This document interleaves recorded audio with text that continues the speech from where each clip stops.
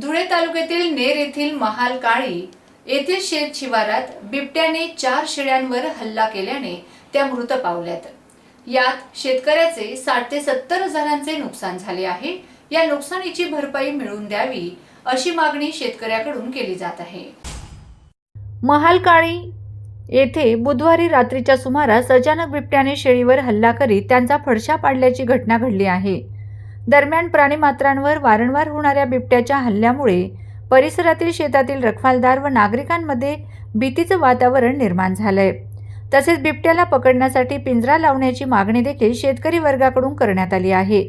तसेच नेर येथील महालकाळी शिवारात भगवान वामन माळी यांच्या शेतातील शेडमध्ये अचानक बिबट्याने शेळीवर हल्ला करून शेळ्यांना ठार केले आहे।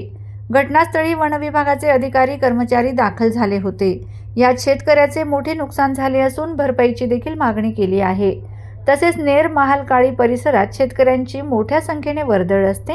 या परिसरातील शेतामध्ये अनेकदा बिबट्यांनी कुत्रे, वराह, शेळ्या यांना आपले लक्ष्य करीत ठार मारले आहे।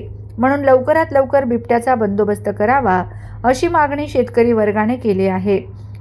MSTV न्यूज धुळे तालुका प्रतिनिधी गणेश बागुल।